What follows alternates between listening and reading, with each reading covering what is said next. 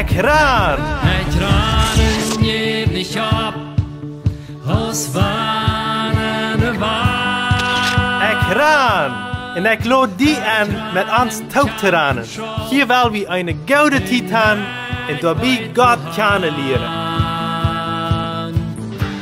Welkom, lieve vriend. Welkom tot dit programma Ekran. Dankzij dat u van jou waren erbij bent. Mijn naam is Eduard Giesbrecht en met mij heb ik hier Vara Luciano Pauls uit het derde programma.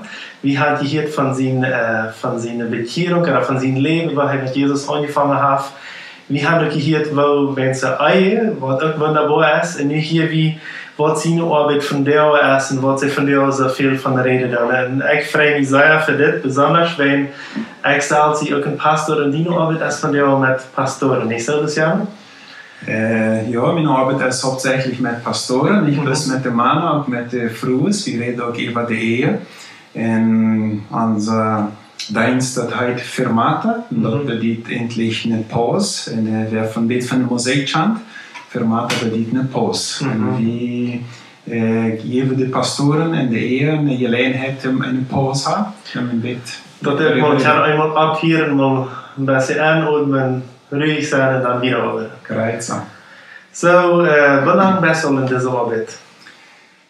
Deze arbeid vangt dan mal aan in 2004, als ik dan in Bahia woont. En de eerste Fermata in Brazilië, der Edmund Speaker, dat is een pastor, tot met hem organiseert we dan in de stad de eerste mode Fermata. Dat was in 2004. En dan 10 jaar later, 2014, dan werd ik weer eingeladen met helpen in een Fermata als een van de redners.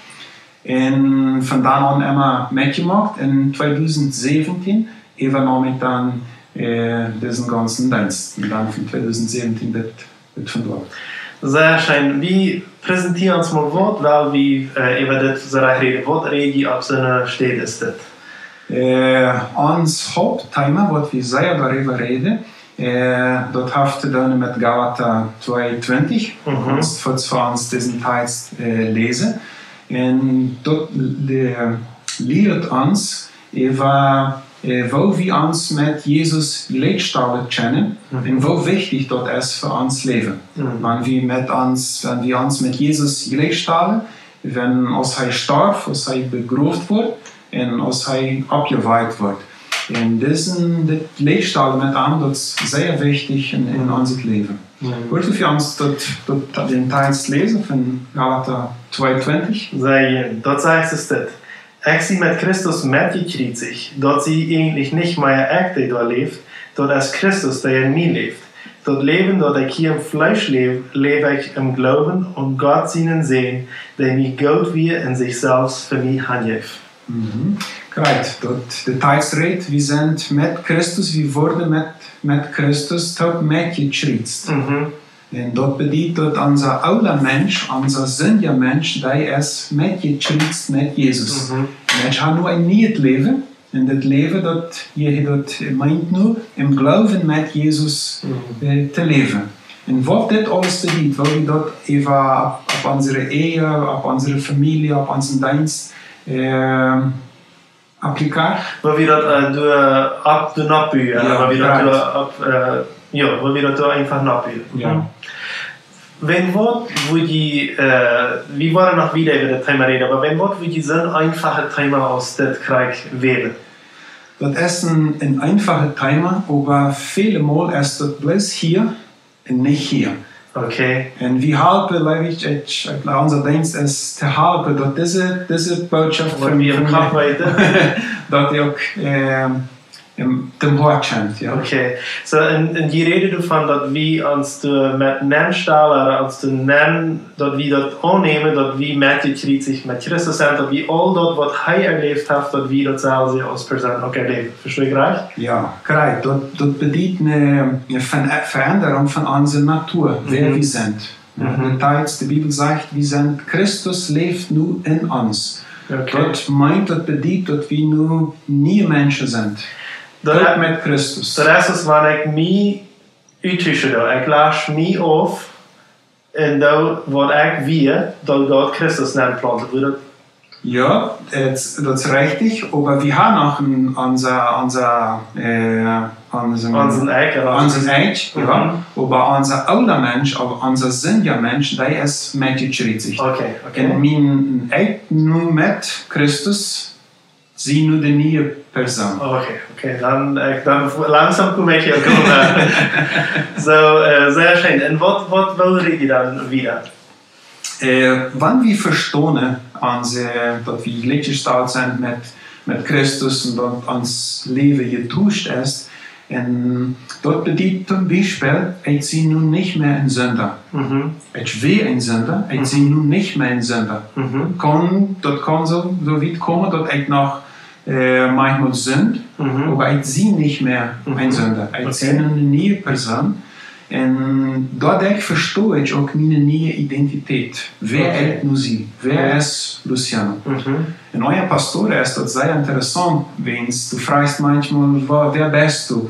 Dann sagst du, ich bin Pastor Eduard. Ja? Und die meisten sagen dort, ich habe keine Trouble darüber, aber ich bin erst Luciano. Gottes Sehen, ich bin auch Pastor, ich arbeite als Pastor, aber meine Identität ist Luciano Pauls, ein Kind von Gott. Korrekt. Okay, sehr schön. Und dort, diese Botschaft ist sehr, sehr interessant, wenn wir dort verstehen auf unsere neue Identität und wer wir sind in Christus. Ja. Sehr interessant zu sein und wo ich das durchgehe und ich glaube, wo jeder eine, und was ich hier mitnehmen kann, ist, dat du en ik en dat als du een pastor bist en dat als du een diakon bist, wie alle brücken Christus erstens als ein Fundament, wie brücken an, dat wir das verstehen, was wir hier kriegen von Reden dann. Wo ihr das dann wieder? Eine Sache ist auch, wenn wir voll bewusst sind, was das bedeutet. Das ist alles, was ich sehe mit unserer Gleichstellung mit Christus. Wenn wir ganz bewusst sind, das verändert endlich ganz ganze Leben. Das ist das Fundament, dass wir frei sind von der Sünde, das ist das Fundament, dass wir ein siegreiches Leben haben können. Ja? Und das ist das Fundament, wenn ich verstehe, dass Christus in mir lebt, dann habe ich dadurch alle Weisheit, alle Freiheit, alle, was ich brauche für meine Ehe, für meine Kinder, mit dem Geld umgehen. Wenn ich verstehe, dass Christus in mir lebt, dann habe ich endlich alles, was ich brauche. Wenn ich verstehe dann meine neue Identität, ich sehe Gottes Sehen. Und dort, das ist vielleicht ein Text, den können wir auch nachlesen, wenn du mich helfen willst, in Johannes 1,12. Das ist ein interessanter Text. Johannes 1, Vers 12. 1, Vers 12, ja. Okay, waarin we lezen, dat zegt ze, over al die aan opnemen en aan zijn namen geloven, jij hebt de macht, Gott seine Kinder zu worden. Eine Sache interessant ist, dort das Wort Macht. Gott gibt an die Macht. Okay. Und ich verstehe das so vielmal, haben wir die Macht, aber wir benehmen uns nicht als Kinder. Okay. Wir haben die Macht, Gott gab uns die Macht, in Gottes Kinder sind, aber wir leben so, wann wir nicht Kinder sind. Okay. Ja? Und das bedeutet auch, dass ich das auch abnehmen muss. Ja, und kommen. Zoals wat ik dat nu hartstikke verstehe van die is, dat God heeft zijn part al gedaan en hij heeft mij al alles gegeven en zijn kind te zijn. Plus eenmaal heb ik toen naar raam als wat nog niemals passiert wird. Great. Okay, das ist für mich verstanden. Okay. Ja, great, dat meint het. En wenn wir unsere Identität verstehen, das gibt uns auch Freiheit. Okay. Wenn ich verstehe, zum Beispiel, wenn ich verstehe, dass ich Gottes sehen sie, zoals die Kinder in ein Haus, die sind frei im Haus. Die wohnen in einem E-Shop, in der Bootstove, im TV-Zimmer, alle Wege, die verstehen, sie sind Kinder.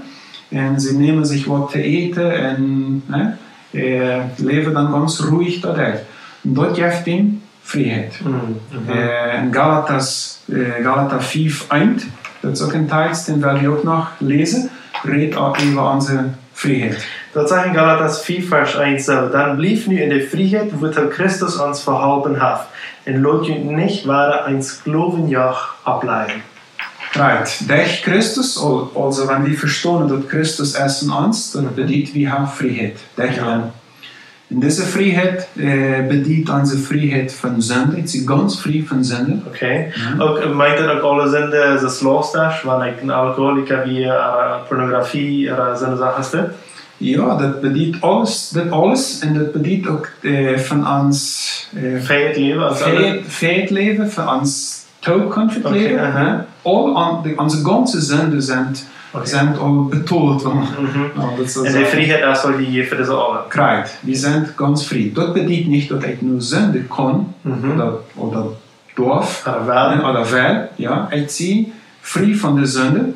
Ich ziehe ganz frei von einem religiösen Leben. Okay. Ja. Und das bedeutet, ich darf die Try können, ich darf die Bibel lesen, ich darf beten, ich darf auch mit anderen Christen sein, aber das bedeutet nicht, wenn ich das tue, dann wird Gott mir dat wordt hij een geschenk voor je, dan wordt hij een beter leven. Right. Ich lebe das Leben, Gottes Leben, ich eine Beziehung habe mit Gott, mein Vater. Und diese Beziehung, der ist so, die gefällt mir so, das ist so eine feine Beziehung, die bringt mich zu das. Dat je dat welst, dat je in deze vrijheid leven welst. Wat is een andere zaak van wat die vrijheid gecreëerd is?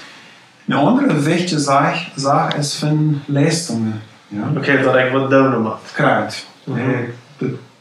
Ik reden met daarover. Ik probeer niet wat doen dat God mij leeft.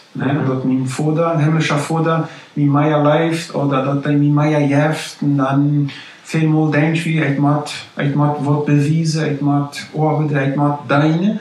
Dat ik van vader schrijf wat ik wil. En we brücken niet zo denken, dat is niet zo. We zijn Tjengen en God leeft ons als Tjengen en geeft ons alles wat we brücken, wens we Tjengen zijn. En we kennen voor hem leven en we kennen voor hem dienen. So dat wat het consideert, dat christenleven vielleicht auch immer von der ganz onderkant ab de nantetje er aan te wonen, niet zo? Right. En Jeff ons als persoon veel meer vrijheid. Zo dan zum Schluss gekommen wordt, wo die Person sei kennen wird in diesem ganzen Leben, die weiter vielleicht noch nicht, was Christus für ein getan hat, wer sie wirklich sind, was wir von Jesus von geredet haben und was die Freiheit von uns bedeutet hat. Wo willst du irgendwie möglich kennen? Vielleicht hast du einen Pastor, für wen du an die Wand hast zu reden, oder hast du einen Jugendlicher oder ein 8-jähriges Kind? Wo willst du sein?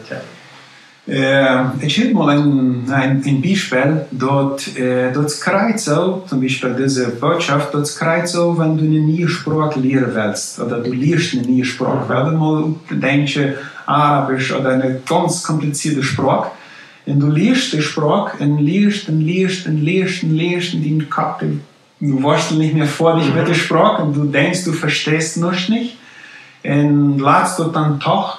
Aber dann ab einmal ein paar Monate später, dann checkst du und ab einmal dann verstehst du, was dort da geschrieben steht. Und vielmal ist das mit dieser Botschaft auch so. Wie versucht ihr das zu verstehen, aber eigentlich ist das ein bisschen kompliziert. Wieso brauche ich nur Stellen, wieso brauche ich nicht lesen? Und wir haben mit Trouble darüber. Aber langsam, wenn wir die Bibel lesen, der Heilige Geist an uns arbeitet, dann ab einmal dann wird es klar und die verstehen das immer besser. Ich würde sagen, nicht, was sagt man, abgeben, ja, nicht abgeben, durchhalten, bleiben, dass Gott die leeft und mit die ist die ganze Zeit. Amen. Vielen Dank, Luciano, für das Mitteilen, für diese 3 Programme. Mag Gott je leven ook weer zijn, wat je doen, je vieren, en ik zie me zeggen, hey, wat te doen. Ook die mocht ik dit wensen. Neem deze boodschap te horen, wanneer je van jou niet alles verstaan hast, dat goude erst besonders wat op YouTube zijn, because het ware eeuwigheid, dat het kan dijken in die hoorten dan geplant worden. Mag Gott die zijn, en tot de nächste Mal. Dank dat je van jou dabei wirst.